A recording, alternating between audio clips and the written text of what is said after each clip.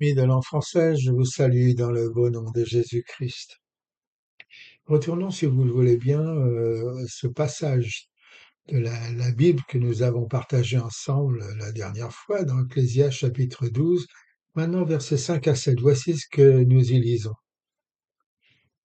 C'est bien sûr, comme vous le savez, le roi Salomon qui parle. Oui, souvenez-vous de votre Créateur maintenant pendant que vous êtes jeune, avant que le cordon d'argent de la vie ne se brise et que le bol d'or ne soit brisé. N'attendez pas que la cruche d'eau soit cassée à sa source et que la poulie soit elle aussi cassée au puits, car alors la poussière retournera à la terre et l'esprit retournera à Dieu qui l'a donné. Alors, la dernière fois, nous avons considéré la peur ou l'inquiétude face à ce qui est inévitable pour tous les habitants de ce monde, vieillir. Voyons si cela s'applique également à la vie spirituelle. Avons-nous peur de ce qui est élevé spirituellement? Moi, je crois que de nombreux chrétiens pensent qu'une vie sainte est impossible pour cette raison même. Ils ont peur des hauteurs sacrées et ont peur de suivre une telle voie. Il fut un temps, recevoir la bénédiction de la sainteté était une expérience indispensable pour devenir soldat dans l'armée du salut, mais ce n'est plus le cas aujourd'hui et de nombreux salutistes se joignent à la vaste foule de chrétiens qui se sont laissés influencer par la peur et les sentiments concernant ce que Dieu veut pour la pureté de leur vie. N'est-il pas vrai que le livre des Actes nous apprend qu'il ne peut y avoir de mission sans la réception dans nos vies de cette bénédiction de Pentecôte, indispensable à son succès? Moi, je crois que la première étape pour devenir un véritable soldat de Jésus-Christ est de ne pas faire quoi que ce soit de ma propre volonté. La volonté propre a commencé à se développer dans nos berceaux. Puis elle a grandi en nous avec puissance jusqu'à ce que nous soyons convertis. À cette époque, elle a effectivement diminué, mais sa puissance, force était restée en nous et la volonté du Christ s'est retrouvée mêlée à la nôtre. Pour être un véritable soldat de Jésus-Christ dans l'armée du salut, nous devons abandonner notre volonté afin de faire sa volonté. N'est-ce pas Jésus qui a proclamé, car je suis descendu du ciel pour faire non ma volonté, mais la volonté de celui qui m'a envoyé. Jean chapitre 6, verset 38. Notre volonté, c'est notre vie, et quiconque sauvera sa vie la perdra. Mais quiconque perdra sa vie à cause de moi, dit Jésus, celui-là la sauvera. Voilà donc la politique de Christ. Voici ses avantages et voici le gain éternel. C'est la volonté de Dieu que nous soyons sanctifiés. Dieu n'a jamais notifié autre chose pour nous tous. Purifié de tout péché et rempli de son esprit, voilà sa volonté.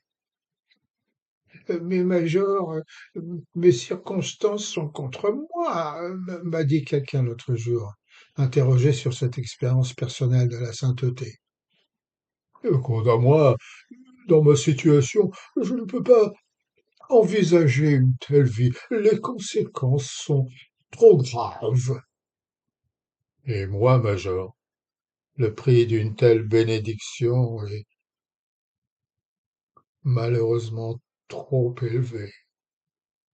Même chez les gens qui n'ont aucun doute de la possibilité d'avoir un cœur pur, ces pensées opèrent.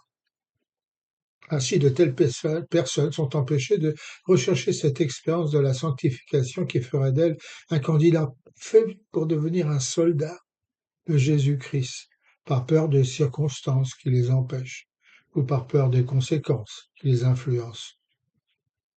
Réalisez-vous que lorsque les peurs sont une entrave à la sainteté de votre cœur, alors ces peurs ou inquiétudes peuvent facilement vous conduire à retourner en arrière, à une perte totale de l'amour et de la foi en Dieu. Mes amis, la peur, c'est comme une loupe. Un petit problème peut devenir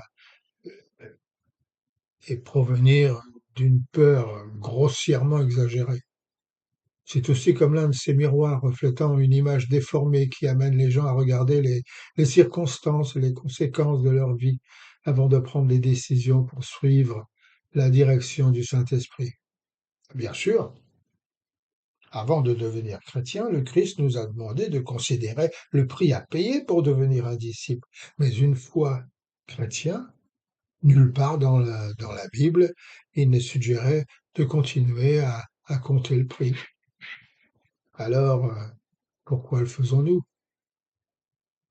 Lorsque nous signons nos articles de guerre dans l'armée du salut, sanctifier signifie être séparé du péché et être prêt à part, à être mis à part pour le service de Dieu. Voilà pourquoi nous devons être entièrement séparés du mal et abandonnés et abandonnés à la volonté de Dieu, afin que notre esprit, âme et corps soient préservés irréprochables jusqu'au retour de notre Seigneur Jésus-Christ. Et Dieu, attention, et Dieu a promis William Booth, qui nous appelle à cet état de sainteté, est fidèle pour accomplir en nous toute la grâce nécessaire afin que cela s'accomplisse. C'est pas tout à fait.